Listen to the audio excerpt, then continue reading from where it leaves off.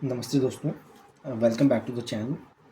आज हम शुरुआत करने वाले हैं एक नई सीरीज़ की, जिसमें हम लोग हिस्ट्री के वन बाय वन टॉपिक को डिस्कस करेंगे और जिसमें हम लोग स्टार्ट करेंगे एशियन हिस्ट्री से।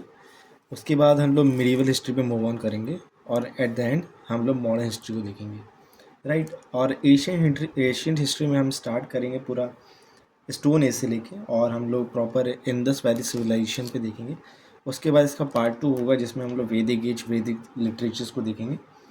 तो चलिए बिना किसी वक्त को बर्बाद करते हम इसको शुरू करते हैं। अब जैसे आपको पता होगा कि ये हिस्ट्री जो है बहुत ही इंपॉर्टेंट, चाहे टॉप क्या कहते हैं, एशियन हिस्ट्री बहुत इंपॉर्टेंट होता है हमारे कॉम्पिटिटिव एग्ज़ाम्स की तैयारी के लिए, चाहे एनटीपीसी हो, रेलवे हो, एसएससी हो, राइट। यूपी पुलिस एग्ज़ाम, अभी यूपी पुलिस भी आने वाला है। तो इन सारे एग्ज़ाम्स में, वन डे एग्ज़ाम्स में, इन सारे पूरी हिस्ट्री का बहुत ज़्यादा महत्व होता है। अगर मैं बात करूँ तो हिस्ट्री से बहुत सारे question answer 5 to 6 question NTPC में ही आते हैं, राइट। तो हम लोग स्टार्ट करते हैं। तो एशियन हिस्ट्री, जिसको हम लोग कह सकते हैं भारत का प्राचीन इतिहास, राइट। तो इसमें हम लोग बात करें स्टोन एज की। सबसे पहले हम लोग बात करेंगे स्टोन एज की, जिसका टाइम पीरियड की अगर हम बात करें, इसको हम लोग लिथिक एज भी कहते हैं, जिसका टाइम पीरियड है 30 लाख से लेके 1000 बीसी तक का, राइट। और इसको हम लोग क्या कहते हैं, स्टोन एज क्यों कहते हैं? स्टोन एज इसलिए कहते हैं क्योंकि जब आर्कियोलॉजिकल सर्वे के अकॉर्डिंग एविडेंसेस जो मिले, वो ज़्यादातर हमको स्टोन के ही मिले, राइट। तो इसीलिए हम लोग इसको स्टोन एज के नाम से जानते हैं। इसको अगर हम लोग बात करें तो हम लोग इसको 3 पार्ट्स में डिवाइड करते हैं, जिसमें है पेलियोलिथिक, मेसोलिथिक और नियोलिथिक। तो अगर हम लोग पेलियोलिथिक की बात करें तो पेलियो जो है एक ग्रीक वर्ड है, जिसको पेलियो प्लस लिथिक से बना, राइट। पेलियो का मतलब अगर हम लोग बात करें तो पेलियो का मतलब होता है ओल्ड, और लिथिक का मतलब होता है स्टोन। तो ओल्ड स्टोन, और इसका अगर टाइम पीरियड की बात करें तो 30 लाख से लेके 10,000 बीसी तक का है। और इसमें हम लोग बात करें तो वे ऑफ लाइफ क्या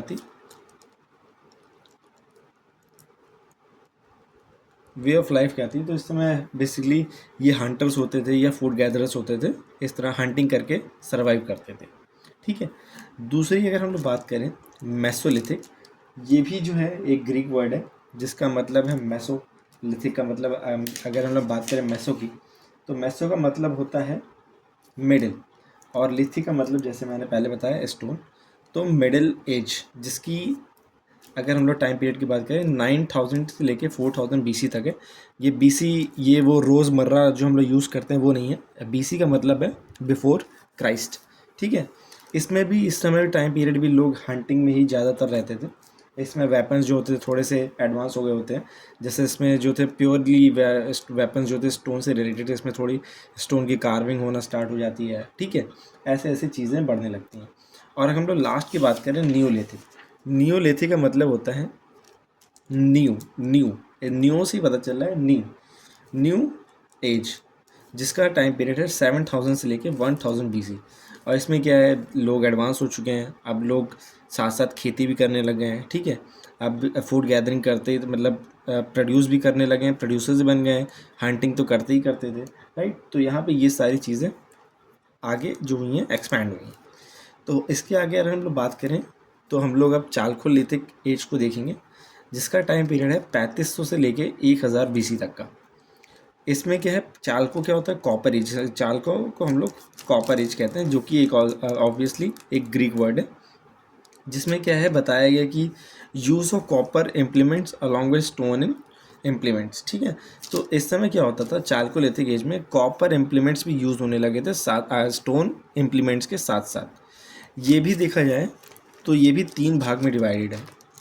this Chalcolithic as is also divided into 3 stages, जिसमें हम लोग देखते हैं प्री हड़प्पन एज, जिसका है टाइम पीरियड है 3500 से लेके 2500 बीसी तक का, राइट। दूसरा है हड़प्पन एज को ही हम लोग इंडस वैली सिविलाइजेशन के नाम से जानते हैं, जिसका टाइम पीरियड है 2500 से लेके 1750 बीसी तक का, ठीक है। इसके बाद पोस्ट हड़प्पन एज आता है 1750 से लेके 1000 बीसी। तो ये कभी कभार क्वेश्चन पूछ लेता है कि इंडस वैली सिविलाइजेशन का टाइम पीरियड क्या था। तो अगर हम लोग बात करें तो 2500 से लेकर 1750 बीसी तक का है। और ये सारे जो मैं आपको इन्फॉर्मेशन दे रहा हूँ ये लूसेंट से है। लूसेंट आपको पता होगा बहुत ही फेमस इंपॉर्टेंट बुक होती है हमारे कॉम्पिटेटिव एग्ज़ाम के लिए। तो ये सारी इन्फो मैंने लूसेंट से ही ली है। इसके बाद हम लोग बात करते हैं हड़प्पन एज की, जिसको हम लोग इंडस वैली सिविलाइजेशन के नाम से जानते हैं, जिसका टाइम पीरियड आप देख सकते हैं 2500 से लेकर 1750 बीसी तक का है। ठीक है, इसमें हम लोग अगर डिस्कवर करें तो फर्स्ट डिस्कवर्ड साइट जो थी वो थी Harappa. Harappa is the first discovered site, या अगर हम लोग कह सकते हैं ओल्डेस्ट साइट जो डिस्कवर की गई वो थी हड़प्पा। और इसके एक्सकवेटर्स कौन थे? तो वो थे दयाराम साहनी, जिन्होंने 1921 में इसका खोज की थी। ये क्वेश्चन पूछ लेता है कि कौन से साल में हुई थी और किसने की थी, तो आप ये नाम दयाराम साहनी बिल्कुल याद रखना, बिल्कुल याद रखेंगे। ठीक है, इसके बाद अगर हम लोग बात करें फर्स्ट स्कॉलर कौन थे जिन्होंने ये टर्म यूज़ किया था इंडस वैली सिविलाइजेशन, तो वो थे जॉन मार्शल। ये भी इम्पॉर्टेंट क्वेश्चन है, इसको भी आपको याद रखना है। इसके बाद अगर ये क्वेश्चन भी आ जाते हैं कभी कभी कि नॉर्दर्न मोस्ट साइट कौन सी है, इंडस वैली सिविलाइजेशन की नॉर्दर्न मोस्ट साइट कौन सी है, तो वो है पहले रोपर थी अब मांडा है। ठीक है, पहले रोपर थी अब मांडा है। अगर मैं बात करूं रोपर जो है ये पड़ती थी पंजाब साइड, ये पड़ती थी पंजाब साइड, और मांडा जो है ये पड़ती है जम्मू एंड कश्मीर में, राइट। इसके बाद अगर हम लोग बात करें सदर्न मोस्ट साइट की, तो इसको हम लोग भगत राव कहते हैं, या भगत राव जो ये बिफोर पहले जो थी भगत राव थी, और ये भगत राव जो है ये गुजरात में थी, और धैमाबाद जो है इस समय प्रेजेंट में है, और ये पड़ती है हमारी महाराष्ट्र में, ये पड़ती है हमारी महाराष्ट्र में।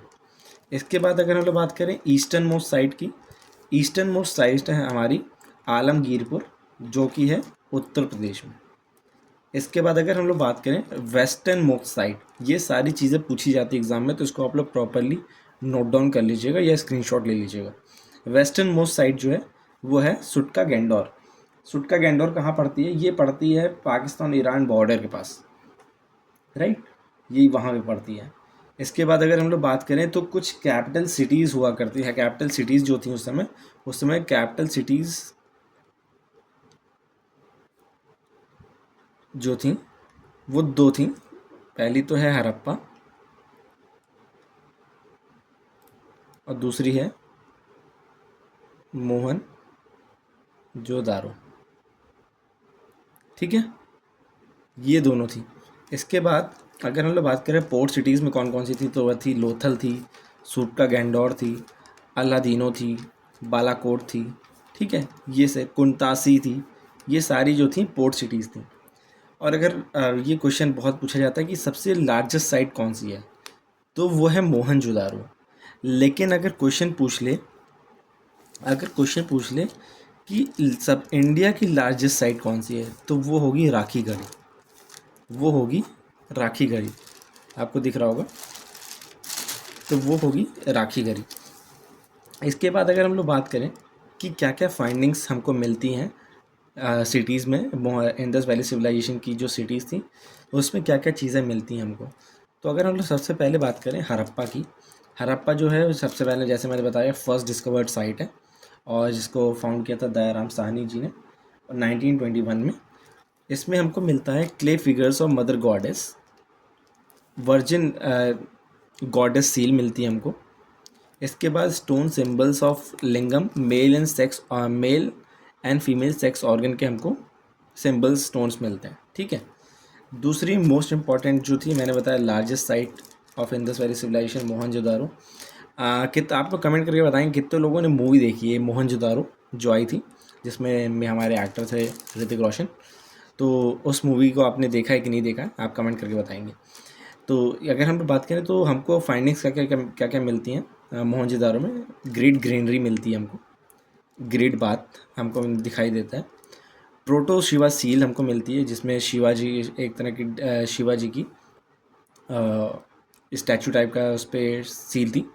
इसके बाद हम लोग बात करें तो bronze image of women dancer, bronze image of women dancer मिलता है हमें, और एक स्टैचू ऑफ बियर्डेड मैन मिलता है। ठीक है, इसके बाद अगर हम लोग बात करें तो छानहुदारो एक सिटी है, जिसमें हमको मिलता है सिटी विदाउट सिटाडेल। सिटाडेल अगर हम लोग बात करें सिटाडेल होता क्या है, तो कितने लोगों ने आपने छोटा भीम देखा होगा। छोटा भीम में क्या होता था, एक गांव, छोटा भीम में एक गांव था जिसका नाम था ढोलकपुर, और उसमें एक ऐसे पहाड़ से ऊंची सी जगह होती है जहाँ पे राजा जी रहते थे। तो जहाँ पे लोग जो जहाँ से पूरा रूल होता था ना, जहाँ पे पूरे मिलिट्री रहती थी, किंग रहते थे, ये सब, तो इसको सिटाडेल कहते थे। इस जगह को हम लोग सिटाडेल कहते हैं। तो ये उसका मतलब यही सिटाडेल है, ठीक है। इसके बाद हम लोग बात करें लोथल की, तो लोथल में हमको डॉकयार्ड मिलते हैं। डॉकयार्ड क्या होता है, डॉकयार्ड उन जगहों को कहते हैं जहाँ पे जहाज़ बनते हैं, पानी वाले जहाज़ों को बनाया जाता है, उसको डॉकयार्ड कहते हैं। उसके बाद हमको डबल बरियल ग्रेव मिलती है, जिसमें हम लोग को मेल और फीमेल दोनों की ग्रेव देखने को मिली, ठीक है। इसके बाद सुरको टाडा में हमको बोन्स ऑफ हॉर्स मिलते हैं, ये भी इम्पॉर्टेंट है, इसको आप याद रख सकते हैं। और एशियन पोर्ट की बात करें तो सबसे, जैसे यहाँ पे मैंने बताया ना पोर्ट सिटीज़ कौन से थे, तो लोथल जो है वो सबसे पुराना पोर्ट है, लोथल, ठीक है। बाकी आज के लिए इतना ही। आज हम लोगों ने जैसे देखा कि क्या क्या इंपॉर्टेंट थी, कितने टाइम पीरियड था, तो इसका आपको टाइम पीरियड ज़रूर याद रखना है हर एक चीज़ का, और इसका प्रॉपर स्क्रीनशॉट लेना चाहें तो ले सकते हैं।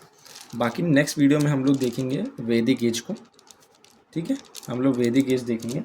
वैदिक एज बहुत ही इंपॉर्टेंट टॉपिक है हमारे लिए, कि उसमें हम लोग क्या क्या कितने लिटरेचर्स होते हैं, ठीक है, और उसमें कौन से श्रुति टेक्स्ट हैं, कौन से स्मृति टेक्स्ट हैं, हम ये सारी चीज़ों को उसमें एक्सप्लोर करेंगे, ठीक है। Thank you. आप प्लीज़ बने रहें हमारे साथ चैनल पे, और सब्सक्राइब करें और लाइक करें और शेयर भी करें इस चैनल को, कि हम ज़्यादा से ज़्यादा वीडियोज़ आपके लिए बना पाएँ।